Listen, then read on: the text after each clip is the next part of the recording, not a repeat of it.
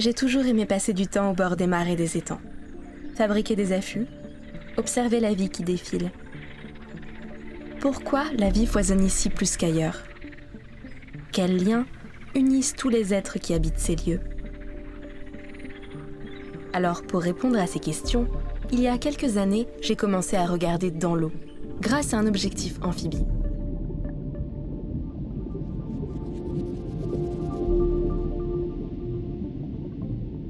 Cette immersion aquatique m'a par exemple appris à reconnaître d'étranges larves d'insectes.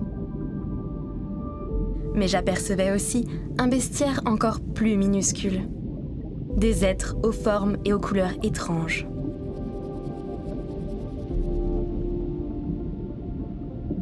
Il m'était impossible de me rapprocher davantage avec mon matériel.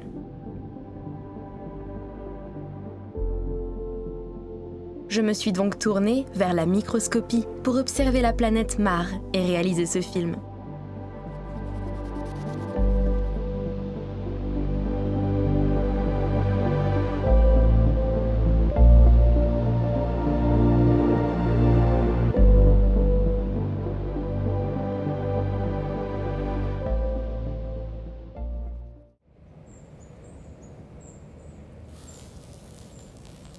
Ma passion pour les zones humides date de mon plus jeune âge, lorsque mes parents m'emmenaient sur les bords de cet étang et de ces mares environnantes. Toute la journée, j'y ramassais des graines de macre.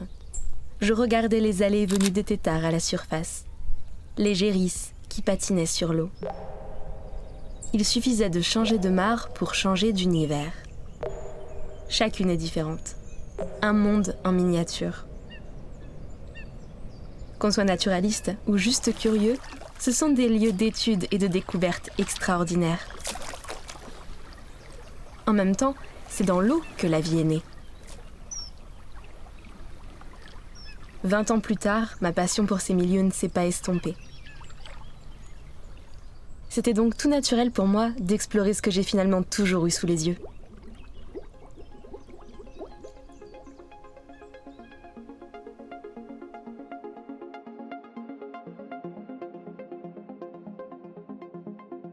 Quand je regarde au microscope une goutte d'eau d'une mare ou d'un étang, ça me fait penser à des films de science-fiction, aux créatures fantastiques. J'ai eu envie de partager avec vous cette exploration. Alors, l'idée du film est partie de là. Mêler imagination et réalité pour vous emmener dans un monde insoupçonné.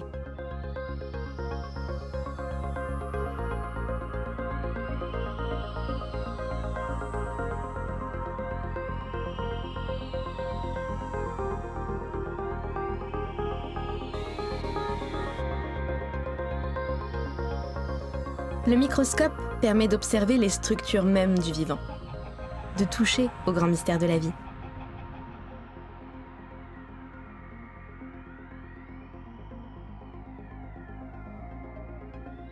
Pour ce film, j'ai passé des mois penchée sur mes lamelles pour décrypter ce que je voyais souvent pour la première fois.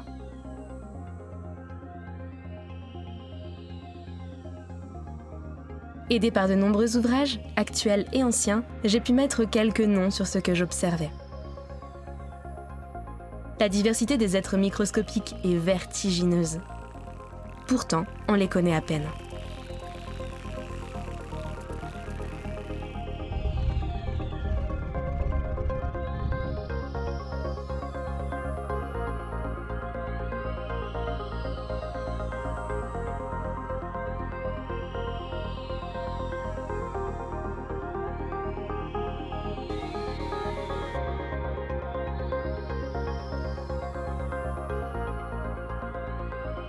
Tout comme l'infiniment grand, l'infiniment petit est immense.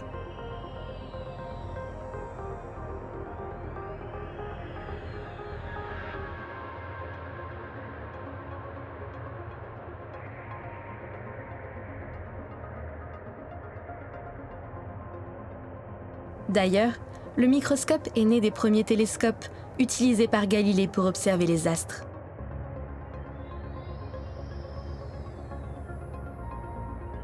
Pour m'inspirer de la réalité des astres et créer sous le microscope des prises de vue qui rappellent l'espace, j'ai été invitée à une nuit aux étoiles par Emmanuel Pécontal, astronome à l'Observatoire.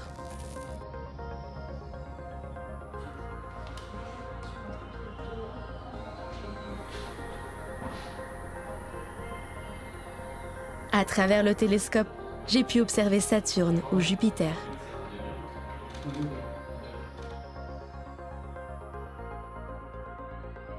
Quand on contemple l'infiniment grand, on se questionne vite sur les mystères de la vie. Cette vie existe-t-elle ailleurs ? Je n'ai pas pu m'empêcher d'improviser une petite interview. Donc la vie, la seule qu'on connaisse, c'est celle d'ici. Comment elle est venue ? Une température suffisamment élevée, mais pas trop quand même. De l'eau liquide, parce que l'eau liquide, c'est un très bon solvant, donc il y a des tas de réactions chimiques qui peuvent s'y produire à l'intérieur, propices à la formation de molécules qui seront utiles à la vie. L'eau serait le lien fondamental au processus vivant. Mais l'eau existe-t-elle dans l'espace ? L'eau, c'est une des molécules qui s'est formée dans l'univers. On observe des traces d'eau partout dans l'univers. On observe de l'eau, on observe du gaz carbonique. C'est une molécule simple, l'eau. H2O, c'est 2 atomes d'hydrogène, un atome d'oxygène. De l'hydrogène, c'est le composé essentiel de l'univers. De l'oxygène, il y en a plein aussi. Arriver à fabriquer de l'H2O, c'est pas très difficile.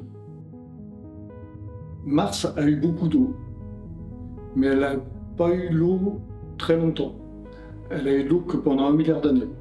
Il y a encore un peu d'eau sur Mars, mais beaucoup moins qu'il y en a eu.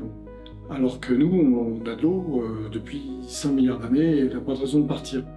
Aujourd'hui, alors que l'humanité provoque la 6e extinction massive des espèces et que nous sommes en train de rendre notre planète invivable, certains pensent que notre futur se trouve dans les étoiles.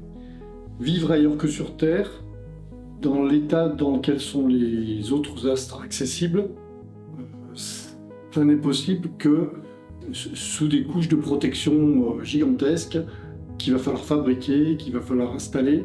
Et ça, on n'a aucune idée de comment on va faire.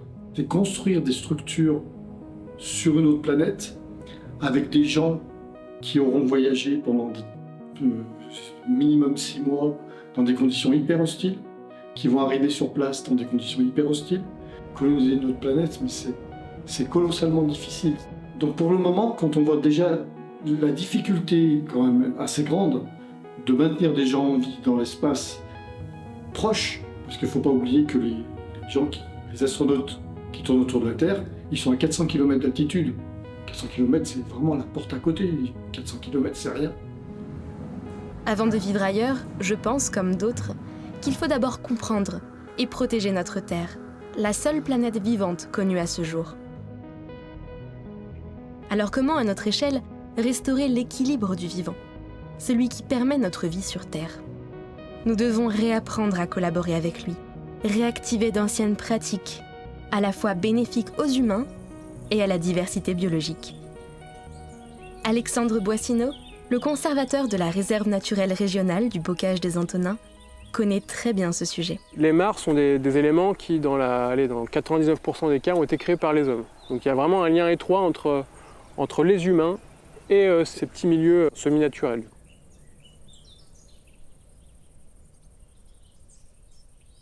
Ces petits milieux, du coup, qui ont été créés par l'homme pour ses besoins au début, on observe aujourd'hui qu'ils permettent l'expression d'une biodiversité qui est très, très importante.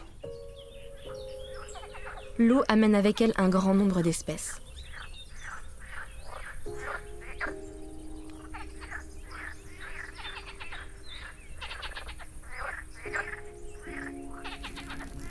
Au début viennent les plantes.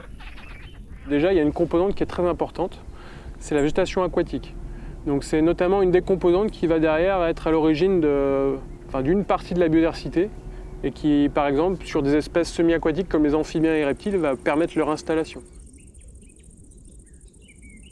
Mais pour que la mare et sa biodiversité perdurent, il faut aussi lui donner un petit coup de pouce de temps en temps. Alors créer une mare, déjà, c'est très simple. Faut pas partir des trucs trop techniques, j'ai envie de dire. Autrefois, on s'embêtait pas à faire des trucs en pente, etc., en forme d'haricot. Donc moi, ce que je préconise, c'est faire au plus simple. Après, faut laisser faire la nature. Les mares, quand on les restaure, par exemple sur les réserves naturelles, on laisse faire la nature. Et en quelques années, en 4-5 ans, on a par exemple nos cortèges d'amphibiens qui se sont installés. Donc toutes nos espèces d'amphibiens présentes qu'on retrouve dans les mares, elles sont revenues sur les mares qu'on a restaurées ou qu'on a créées. Donc c'est très rapide et pour la végétation c'est un peu pareil, ça revient très vite, ça s'installe très vite. Si on les laisse évoluer toutes seules, une mare, sans intervention humaine, au bout de quelques dizaines d'années, naturellement, c'est des milieux qui se comblent par l'accumulation de végétaux. Et on atteint petit à petit un boisement de type humide avec des saules, des frênes. Et donc voilà, la mare disparaît naturellement. Ça, c'est le cycle naturel d'une mare. Et donc nous, à travers nos études, par exemple sur les amphibiens, on observe on préconise par exemple d'intervenir sur les mares tous les 8-10 ans. Justement pour stimuler le milieu et pour pouvoir permettre l'installation de la végétation aquatique. Donc c'est ce qui est intéressant, c'est qu'on a une réponse assez rapide aussi de certains organismes à la restauration de ces milieux-là. Mais les mares ont parfois une mauvaise image, souvent associée à la présence de moustiques. En réalité, c'est un faux problème. Là, en fin de compte, on est devant une mare où derrière, il y a plein de larves d'amphibiens, il y a des larves de libellules, de ditiques, etc. Et il y a une forme d'équilibre aussi qui se crée, quoi. Là, moi, par exemple, sur cette mare-là et à l'échelle de la réserve naturelle, quand je viens sur le site, j'ai pas l'impression d'être envahi par les moustiques, quoi. Ce que je préconise aussi, c'est de ne pas introduire de poissons pour réguler les moustiques. Parce que derrière, les poissons, peut-être qu'ils vont manger des moustiques, mais ils vont manger aussi les larves d'amphibiens, les larves de libellules. Donc on va complètement appauvrir le milieu. Et sachant qu'aussi, on est sur des mares qui s'assèchent de manière beaucoup plus régulière aussi que par le passé.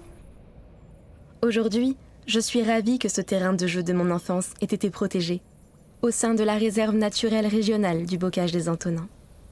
Mais ailleurs, on continue trop souvent à assécher, à remblayer, à drainer. Et donc malheureusement, les mares, au même titre que les haies dans les espaces bocagers ou dans les zones agricoles, elles ont tendance à disparaître du fait de l'évolution des pratiques agricoles. Donc là, globalement, on estime qu'en France, on a perdu un peu plus de 50% des mares depuis les années 50. Les mares concentrent une prodigieuse biodiversité, de plus en plus menacée. Il devient urgent de nous relier à nos origines, de nous intéresser vraiment à ce monde en péril tout autour de nous, et à nous questionner sur notre responsabilité.